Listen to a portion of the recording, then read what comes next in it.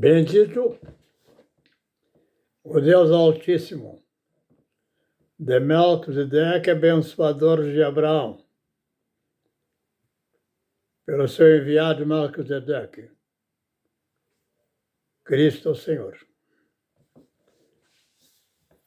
O tema da abordagem é um reforço das imagens, das palavras que temos declarado, a partir de quando passamos a tratar a respeito do mistério da iniquidade, onde o apóstolo Paulo faz menção. Se a palavra usada foi o mistério da iniquidade, fica a pergunta: por que o Paulo usou a palavra mistério e não outra? Que resposta daríamos?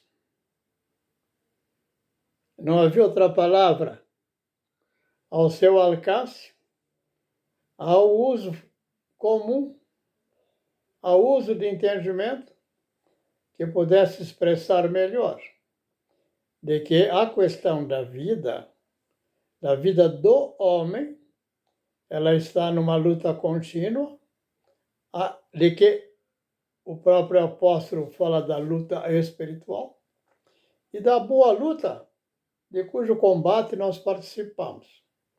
Como ele topou por bom combate, quando nós usamos as armas da palavra na expressão de uma espada de dois gumes, duas lâminas afiadas e desaptas para separar ossos de medulas, para separar alma e espírito e discernir os propósitos do coração. Nesse sentido, temos que retornar a um fundamento importante. Ao fundamento, um só e principal, que todo o testemunho das obras do Deus, do Altíssimo Deus Criador dos céus e da terra, é que nos manifestam a possibilidade de buscarmos, através dos dons dele recebidos, de podermos, de fato, combater aquele que está por inimizade conosco. Assim, Jesus Cristo vai declarar no seu ensino da lei, ele está tratando do porquê existem as ações e reações, os comportamentos que são próprios do homem, na natureza do homem. E vai colocar que todas as imagens que vão decorrer das palavras hoje utilizadas como em correspondência do falar de um homem ao homem, ou dos humanos, todas as palavras e todas as imagens também refletidas na forma de formas, na forma das cores, o que for, elas tratam do homem. Elas vão buscar retratar a imagem do Filho do Homem, do tanto quanto na busca ele alcançar, conhecer, entender e discernir, e poder dizer saber. Saber. Assim, em continuidade, vamos dar um exemplo dessa condição de o Filho do Homem acolher todas elas para referir a sua identificação e como também discernir o tão afastado ele está de uma multidão daqueles que fora do juízo de um só eterno, quem medita, quem a mim fala e que me responde. E que todas as minhas necessidades, só ele, comigo, está sempre presente, para que eu possa clamar das minhas dores e ter o consolo que só dele procede. O que digo ao homem, na natureza do homem, a todo homem, desde Eva e Adão. Em continuidade, porque não dá para cortar, não há interregno nessa exposição, nesse fluxo das águas, no seu leito, vamos em frente, em continuar caminhando, nesse mover do Espírito Eterno. O inimigo do homem quem é? O inimigo do homem está expresso. Uma palavra que declara, tem muitas que declaram, mas temos que acolhê-las para não deixá-las dispersas. Acolher quer dizer que o homem acolha conscientemente que uma não corresponde nada diferente do mesmo homem de quem trata. Assim, vamos para a palavra: quem é meu inimigo? O homem, no seu caminhar, ele está na manquejar, em erro julgar, como se ele pudesse andar por duas cabeças. Ou seja, acolher o verdadeiro e, ao mesmo tempo, ele se alegrar, ou ele se, a palavra é, possa se agradar, isso, agradar de um outro. Então está escrito, ninguém poderá servir a dois senhores. Então, na palavra servir a dois senhores, fica a palavra ligada à lei, que não deixa margem, a não ser a margem de servir. É quando está dito também, eu vim para cumprir a lei. Eu vim para servir, não para ser servido.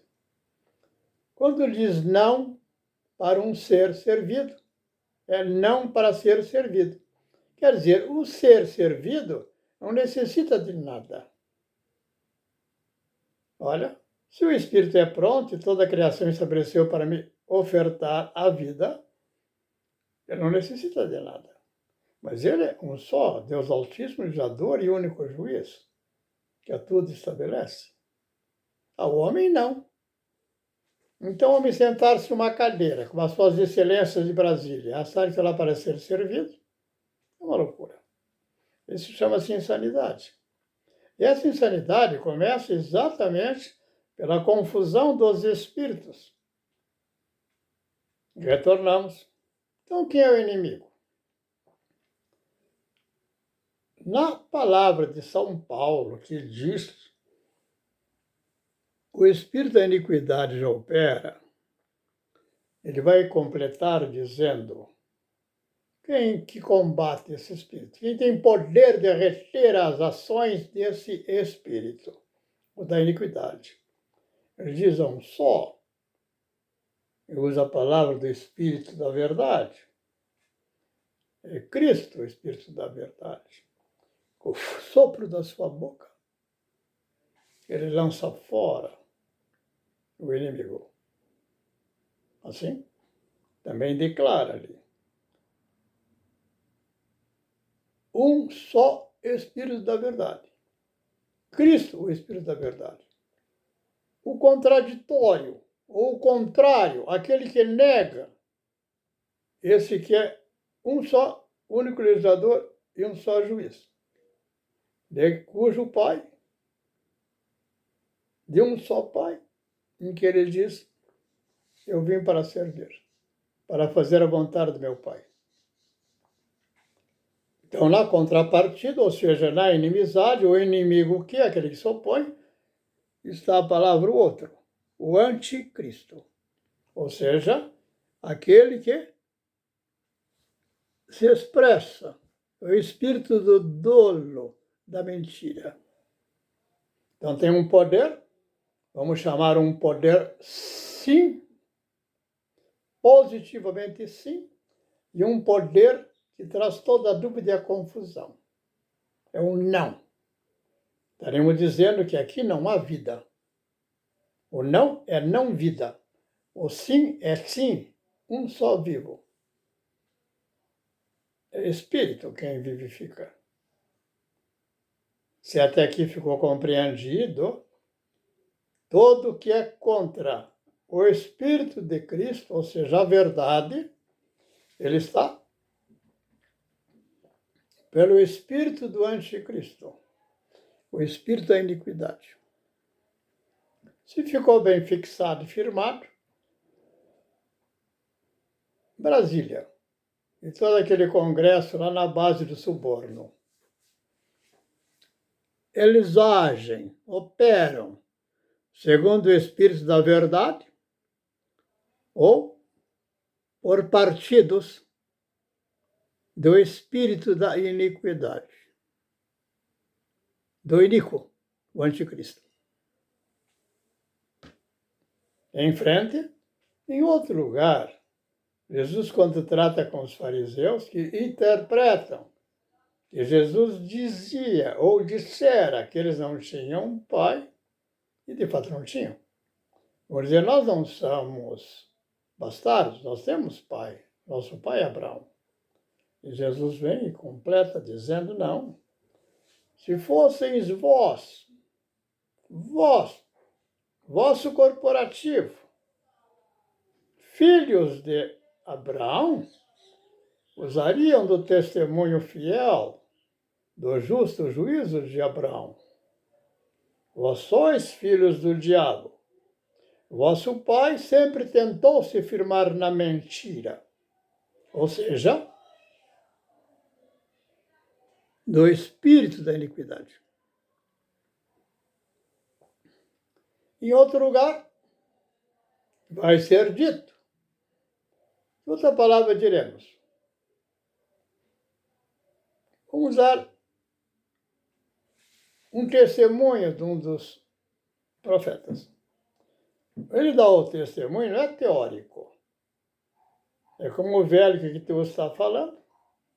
Independente do tempo, eu acolho o perfeito juízo a partir de um só juízo, segundo a ordem de Melquisedeque, para poder compreender, entender e discernir a declaração de, não lembro se é Isaías, em que vai dizer, eu vi Satanás. Mas Satanás é o diabo, aquele a quem Jesus disse que era o pai dos fariseus.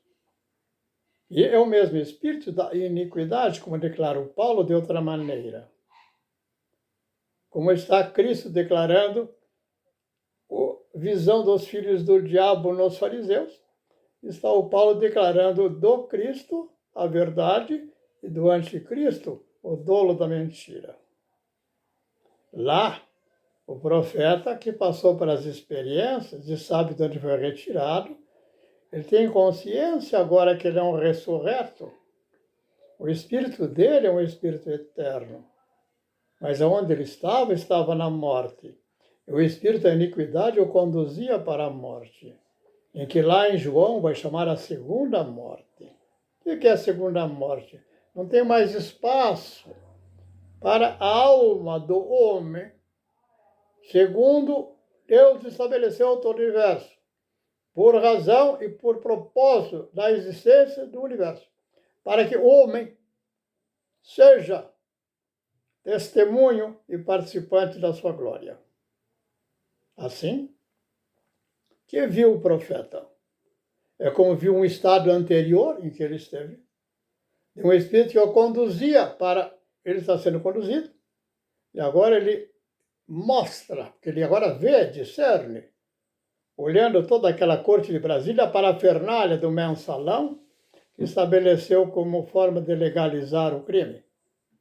Ali ele vai dizer, eu vi, Satanás, o diabo, aquele que conduz os seus filhos para a destruição e para os abismos.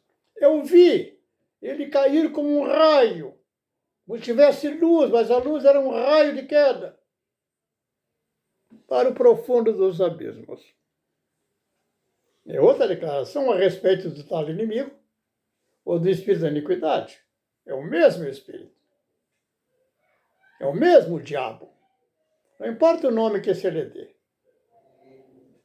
Porque os filhos dele querem fantasiar-se para ampliar a ocultar-se no dolo da mentira.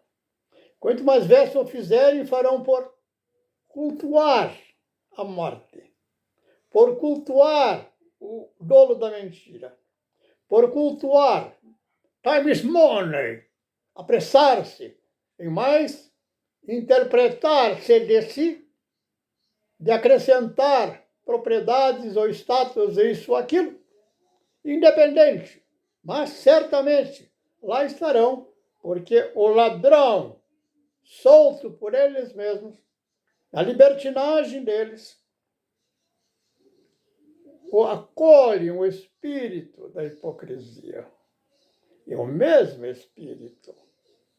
Se eu digo hipócritas, eu estou dizendo sois filhos do espírito da dolo da mentira. Os filhos do diabo. Vosso pai sempre tentou firmar-se na mentira. Estou falando mentindo ou estou falando do mesmo mistério? Agora separarei esses dolosos para dizê-los que eles são santos e são puros para dar o ensino ou dizer que são legítimos legisladores? Não. Eles rompem com a legislação da Constituição da vida. E assim o farão numa nação. E assim farão em todo lugar. Aonde entrarem é caos. Sempre estarão suspeitos. Nunca terão, de fato, a possibilidade de serem acolhidos como fiéis e como aconselháveis e como referenciais do justo. Não poderão ser colocados os seus próprios fogareiros, como por um Pacheco, iluminando com uma velhinha a si mesmo, e vai ter duas na hora que ele estiver no caixão. Aí dirão os familiares dele, meus pêsames. Sim, o pesar de todos é morrer naquele estado. Mas morrer naquele estado é viver toda uma vida para morrer naquele estado. Estéreis. Assim está. E quem falarei? Falarei de Coré, que veio contender com Moisés? O direito, de fato, de ser nomear o sumo sacerdote, como fez o ladrão na corte de Brasília? Afinal, qual é o fundamento dessa gente que obram no crime e legalizam os criminosos para que assim mesmo se justifiquem com eles? Que mais direi? Vou inventar de falar república, usar a palavra democracia, nazismo, hitlerismo, e assim por diante, liberalismo, centrão. De quem falo? Estou falando dos fantasiosos. E qual é o sentido? Nenhum. É morte. Vazios. Peça alguém um testemunho como fazem as considerações, as inclinações de uma eleição, e eles que digam, com clareza, sem engano, façam uma enquete. Qual é o estado do teu íntimo? Se sente realmente em alegria? Ou em que mensura o que você chama daquilo que está buscando e daquilo que tem alcançado, que se denota que continua só um correr contínuo para mais acolher-lhe palmas de tapinha no rosto? Se for, por um lapso de momento, forem honestos, responderão estão vos afirmando. Vão dizer que de fato não tem. Eles vivem na ansiedade, vivem na confusão, não têm paz. Mas é uma evidência. Como ter paz? Porque a paz, alegria e paz, é um dom ofertado ao justo, não um dom ofertado ao criminoso. está sempre por correr, para que não seja alcançado, e mais se ocultar, e mais fazer quadrilha, que dessas quadrilhas agora por instituídos, possam de fato blindá-lo dos crimes que todos estão praticando. Para o blindado, para os blindadores e para as falsas pretensões vindouras. Vamos discutir o que? Eleição 2026 ou 2030? Já estão antecipando, já estão discutindo isso. Veja, o que é essencial não tem discussão. O essencial hoje é soltar os inocentes. Quem se dispõe? Estão todos à morte, todos em prisões, apenas fantasiam, todos sem exceção. Coloca o Lira, o Pacheco, todos eles, o Kassab, sem exceção. Todos estão na morte. E todos pagarão do dano, do dolo contra as virtudes, os dons ofertados aos homens, do Espírito do Santo, do justo Espírito. O que mais poderíamos dizê-lo? O que mais poderíamos dizê-lo? Poderíamos dizer, onde falamos a respeito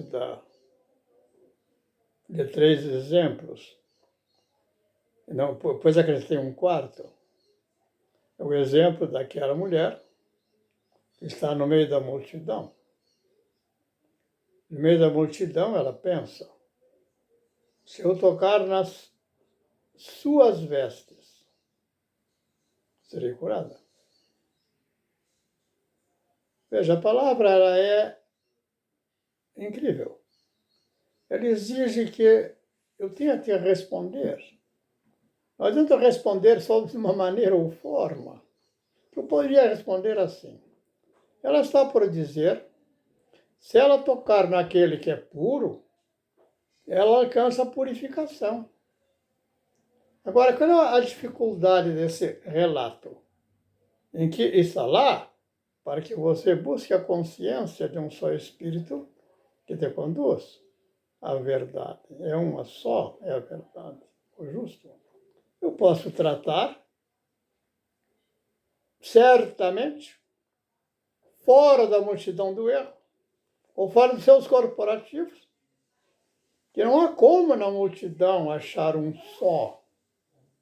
Se for tocar, eu sou apertado na multidão, isso já demonstra de fato quantos tangenciaram em mim, ou quantos em mim tocaram. E esse toque é um toque que, ao fazê-los, também eu sou tocado e eu toco. Então eu pergunto, qual o espírito da cura ela requer? Esse é um ponto. Vamos para o outro. No caso da sinagoga, o chefe da sinagoga de Sapulha morreu. Então alguém conta para ele. E ele então recorre e diz que Jesus, veja, o Jesus aí está na figura, não está na palavra o Cristo. Está na figura de uma pessoa, o homem, um filho do homem, que vai dizer, vamos à tua casa, ou eu irei na tua casa. Eu irei. E lá diz que ele vai falar com a filha que estava morta, e a chama de Talita, levanta-te. Aí veja, esse mesmo Jesus, que poderia ser a ideia do José, do Paulo, do Pedro, um homem, para qual todo o propósito da criação está estabelecido e também seu fundamento. Juízo. Diz que entrou numa sinagoga. Ele foi entregue o livro do profeta Isaías. E ele encontra aquele lugar em que ele lê. Hoje o Senhor me ungiu para evangelizar os pobres de espírito, para abrir os olhos dos cegos, a boca do mudo, os ouvidos dos surdos. A rigor, creio que eu inverti, porque ninguém vai alcançar ter os olhos abertos, a cegueira, sem que ouça. Então, eu vim para abrir os ouvidos dos surdos. Ao ouvir os surdos, eu abro a boca do mudo. Ao abrir a boca do mudo e o espírito do surdo, eu vejo. Por isso vai dizer, a fé em verdade vem pelo ouvir. Primeira imagem que vem de uma retratação na forma de foto, alguma coisa assim, resulta em tomar aquilo como molde. É onde se coloca dentro de um corporativo, que pode ser do chefe da sinagoga, pode ser de outro lugar qualquer, como pode ser da rua ou na multidão. Pode ser daquele momento em que os homens trazem aquela mulher e vão declarar a Jesus. A Jesus, não está o Cristo presente aí nessa imagem. No falar, não. Vai dizer, este homem foi tomado em flagrante adultério, esta mulher. Veja, agora está perguntando, vamos mudar um pouco a ideia. Esta mulher, veja, o esta puxa para si. Foi tomado em flagrante adultério. Alguém está falando. Mas fala a turba. O espírito da turba naquele momento. Por ação, pelo mover do espírito da iniquidade. Diz Moisés em sua lei. Quando diz Moisés em sua lei, tu está dizendo a lei de Moisés ou a lei que vocês vivem? Não há diferença? E a resposta vai ser de alguém que é o Cristo, que ouve e dá resposta a toda aquela multidão. De um só, o primeiro, um só legislador e juiz, que tudo estabeleceu, toda a Constituição das leis. Seja alguém por ele, joga a primeira pedra. Aí está a questão. Qual é outro ponto? Falamos da mulher de lá, para ser tocada. Falamos do bar mitzvah, aos 12, do bar mitzvah e do bat mitzvah, aplicados aos meninos e aplicados às meninas. Nesse grupo das meninas, tu está com a filha do chefe da sinagoga. E na figura dos meninos, onde eles estão? Está configurado no batismo, daquela forma, por tradição. O que mais direi? Vou dizer que cada palavra é uma palavra solta. Se eu falo, estou falando do José e de João, que eu não sei quem fez, nunca vi. Eu não vi a figura de Jesus, mas o espírito dele me foi dado. Eu não vi o rosto do Herodes, a face de Herodes, as roupas de Herodes, mas as vestes dele eu tenho percepção. Assim como Isaías, daqui a pouco tem um discernimento, de fato, do espírito daquele que estava em queda. Ele estava sendo conduzido. Ficou claro? Nada separe do homem. Nada. Ao homem pertence os dons dados. A ele a responsabilidade dos dons recebidos. Que ao ser colocado, como diz, agora eu vou dizer, Jesus, o Cristo em Cristo. Eu não vim por meu mover próprio. Eu vim movido de um só eterno mover. E vim para servir.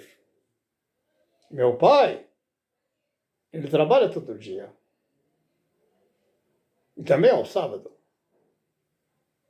Então não façais do Shabat como instrumento de opressão sobre teu irmão. O Shabat não foi para se tornar-se juiz do teu irmão. Cumpra você e se torne verdadeiramente na imagem do Mashiach, que vai acolher o outro irmão. Aí tem poder de dizer a todos aqueles que lhe circundam, impondo a circuncisão. Um rodar. Ele vai dizer, Davi, quando teve fome com os seus valentes, ele entrou no trigal, numa seara de espigas de milho, e dela se alimentou. E era sábado, era Shabat. Que tal? Ele negou a lei? Não. A primeira lei é o homem, é o valor do homem. O trigal está para o homem. Não o homem para não pegar o trigal, porque aquele dia não pode. Não. Se ele tem fome, ele vai servir-se.